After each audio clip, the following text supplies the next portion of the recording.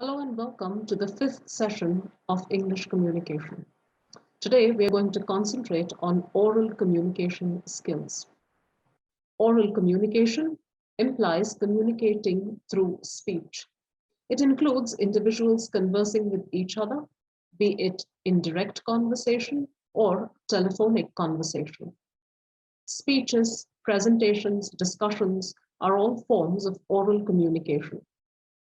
Oral communication is generally recommended when the communicating matter is of a temporary kind or where direct interaction is required. Face-to-face communication, like meetings, lectures, conferences, interviews, etc., is important as it builds a rapport as well as trust. Now let's take a quick look at the importance of spoken English. English is a global language. It is the most commonly spoken language in the world, and 1 out of 5 people throughout the world can speak or at least understand English. Studying English can also help you get a job. It is the language of science, aviation, computers, diplomacy, and tourism.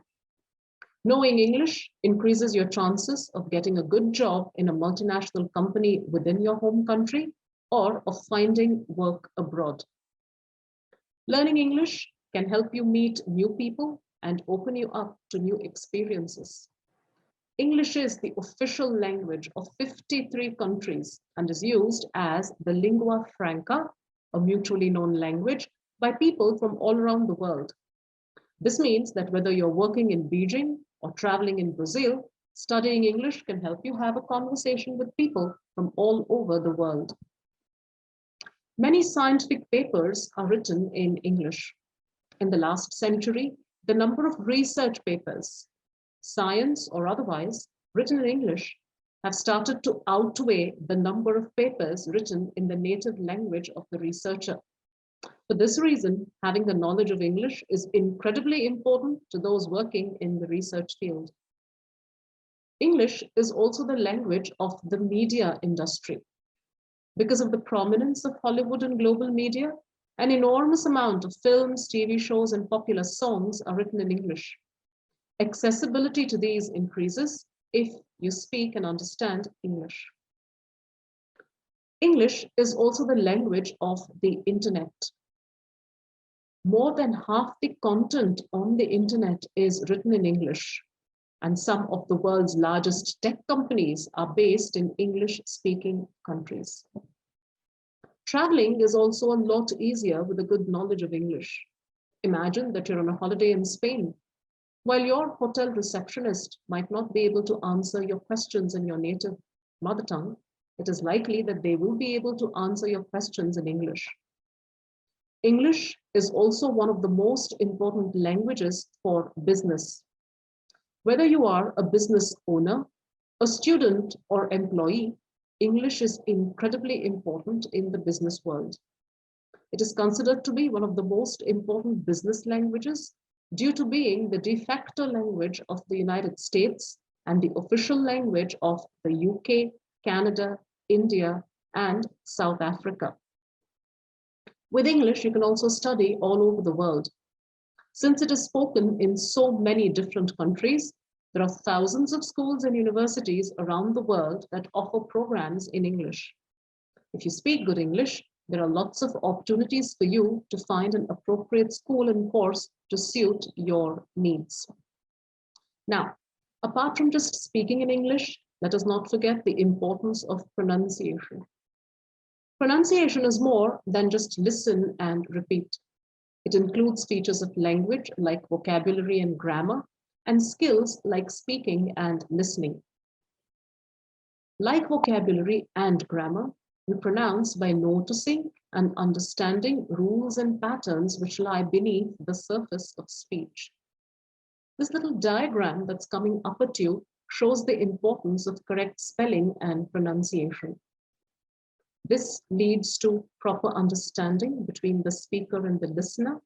It also extends the proper expression of ideas and suggestions, leading to a positive impression and overall effective communication.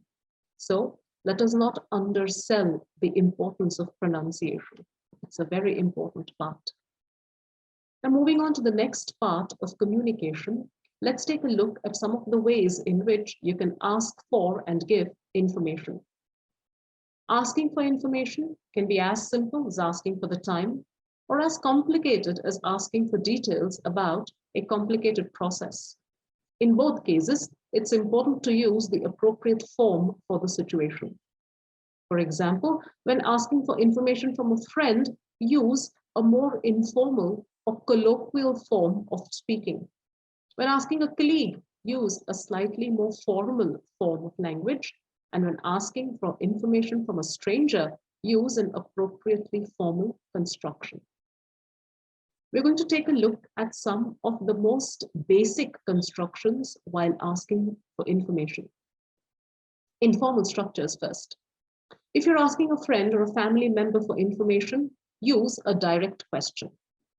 The most simple question structure would be using the WH question along with a helping verb and a subject. For example, how much does it cost? Or where does she live? Remember, use simple sentences. They are the best at communication. Formal structures are used for simple everyday questions in stores with colleagues at work and in other informal situations. The structure usually begins with an excuse me or a pardon me, since mind you, these are people you don't know very well. And then you can continue by using a can or could, a modal, you tell me, plus, of course, a WH and a subject verb. For example, can you tell me when the train arrives? Could you tell me when the train arrives? Or, excuse me, could you tell me how much the book costs? These would be formal structures. For formal and more complicated questions that require a lot more information, you can use the following structures. I wonder if you could, plus a tell me, explain, or provide information on, and the topic that you want to talk about. For example, I wonder if you could explain how health insurance is handled by your company. Or, I wonder if you could provide information on your pricing structure. Another way to ask is to use would you mind plus verb plus ing, that is the gerund form. Would you mind telling me a bit more about benefits at this company? Or would you mind going over the savings plan again? Practice will make you perfect. Just remember that. Replying to a request for information can be done in a lot of ways. You can start informally by using one of the following phrases. It could be something as simple as saying, sure, or no problem, or let me see. To reply formally, you will use statements like these. I'd be happy to answer that. I should be able to answer your question. Or to be very formal, it would be a pleasure to help you. A very important part of communication is the ability to say no. If you don't have the answer to a request for information, use one of the phrases given below to indicate that you are unable to answer the question. Saying no is never easy, but sometimes it's necessary. It's common to offer a suggestion as to where someone might find the information in case you are not able to provide it. In an informal way, you can say something as simple as, sorry, I can't help you out. Or, sorry, but I don't know that. Or, that's beyond me, sorry. Formal ways would include saying things like, I'm afraid I don't have the answer to that question. Or, I'd like to help you, be positive. Unfortunately, I don't have that information, or I don't know.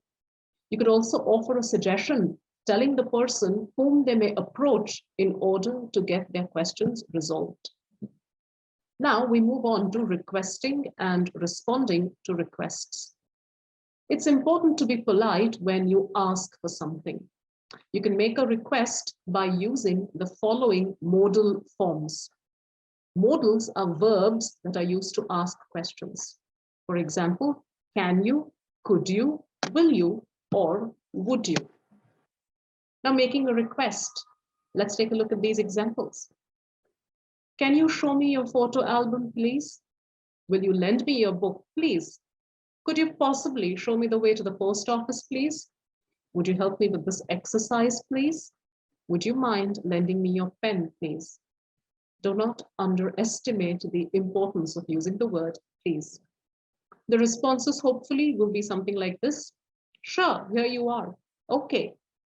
Or a person could politely say, no, I'm sorry, I need it. If you ask, will you lend me your book, please? Or I'm afraid I can't. Now, things to remember while making a request. Would you mind is always followed by a gerund, which is the verb plus ing. For example, would you mind lending me your book? The response to the following request, would you mind giving me your book, is either going to be no, I don't mind, which by the way is a positive response. It means yes, I will give you the book. Or yes, which is a negative response. It means I do not want to lend you my book. And let's not forget that could is always more polite than can. Now, one more aspect of communication is when you want to congratulate people on their success. Now, what's the first thing you want to do when someone you love shares exciting news, like a job promotion or a new baby? You want to congratulate them, right? And no matter what the good news is, we all love those feel-good moments of celebrating things like maybe a new job, a promotion at work, the birth of a new baby, a wedding announcement, or the end of a difficult project at work. Now, there are several casual exclamations that we use to congratulate someone in English. Let's take a look at a few of those. Congrats, that's fantastic. Or you can just say, that's fantastic news, congratulations. You did it, I knew you could. That's awesome. Congratulations on a job well done. Way to go. Good for you. That rocks. You nailed it. Phenomenal. Great work. I knew you could do it. All your hard work has finally paid off. It's important to note that the actual word congratulations is not used very often. It is your tone of voice that injects the congratulatory aspect in casual exclamations. Formal exclamations are going to always have the word congratulations embedded in them. Let's take a look. Congratulations, you deserve the success. Or congratulations on your hard work. My sincere, heartfelt, or warmest congratulations to you. I commend you on your accomplishments or your success. Well done. Or that's wonderful news. Congratulations. Now, when someone congratulates you, you need to be able to respond with grace. A lot of us get embarrassed when we are put in the spotlight or we don't know how to react. But saying thank you is always a sign of good manners. We always feel good when someone wishes us or congratulates us. Saying thanks to people empowers the act of compassion between two people. While a simple thank you is the best way to respond to congratulations, one can also use the following expressions. You can say, thank you for inspiring me, or I'm grateful that you helped me throughout. Your wishes and blessings worked. Or something as simple as, thank you so much for your support. We move on now to a very difficult part of communication, and that is expressing condolences. When someone you know has suffered the loss of a close friend or a family member, it's important to let them know you're thinking of them. Of course, it's difficult to know how best to express your condolences to someone who is recently bereaved. But bear in mind that simply making contact and showing that they are in your thoughts will be of some comfort. Sending your condolences means contacting someone who was recently bereaved, who has lost somebody, and offering some words of comfort or sympathy for their loss. It's a way to acknowledge that they are grieving and to show that you care about them. A word of warning, this is very important, regarding social media. It is not appropriate to offer condolences on Facebook or Instagram or Twitter unless the person has used these public platforms to acknowledge their feelings. This is a difficult time, so also be careful about inadvertently announcing the news by way of condolence on social media, even if your motives are clearly kind. As a general rule, take your lead from their online communication and tone. This is important. Now let's take a look at some simple and traditional condolence messages. My or our condolences on the passing of your father or mother or friend. Please accept our sincere condolences. We are thinking of you. I was so sad to hear of your loss. My condolences. My heartfelt condolences on your loss. It was a pleasure to know whoever, your father, your mother. Or insert the name of the person. Let us say Jaya. Jaya will never be forgotten. We will always treasure our memories of her. The ones we love are never gone. They live within our hearts. It sounds a little trite, but it works. And of course, we are sorry beyond words for your loss. Now, moving on, we also need to talk about apologizing and forgiving. An apology is a statement with two key elements. The first element is to show that you feel remorse for your actions. And secondly, acknowledge the hurt that your actions have caused to someone else. Now, psychologists Stephen Scher and John Darley present a 4-step framework that we can use to apologize. First of all, express remorse for a mistake. Second, admit responsibility. Third, make amends. See how you can make things better. And fourth, promise that it won't happen again. Every bit of apology should always start with the two magic words, I'm sorry or I apologize. That is how you show remorse. For example, you could say, I'm sorry that I snapped at you yesterday. I feel embarrassed and ashamed by the way I acted. Remember, your words need to be sincere and authentic. Be honest with yourself and with the other person about why you want to apologize. Never make an apology when you have ulterior motives or if you see it as a means to an end, which means don't say sorry just because you want something from that person. Now let's take a look at an example of admitting responsibility. When apologizing, it's tempting to explain your actions. You say sorry and then you give reasons as to why you acted like this. But this can be perceived as giving excuses and shifting blame. For example, I'm sorry that I snapped at you when you came into my office yesterday. I had a lot on my plate. In this case, you excuse your behavior because of stress and you imply that the other person was at fault maybe because they bothered you on an extremely busy day. Instead, admit responsibility for your actions or behavior and acknowledge what you did. You need to empathize with the person you wronged and show that you understand how you made them feel.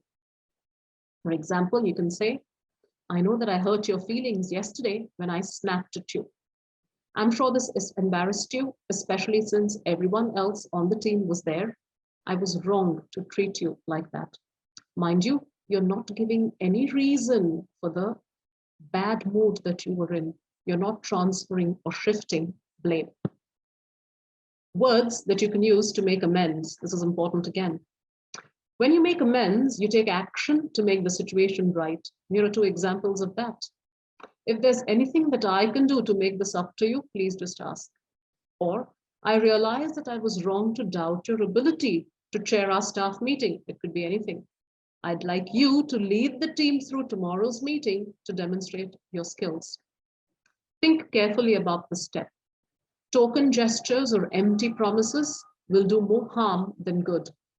As you feel guilty, you might also be tempted to give more than what's appropriate. So be proportionate in what you offer. So apologize and try and see if you can do anything to redress the harm that you have done. Thank you. We will continue onwards with communication skills in the next session. Have a great day.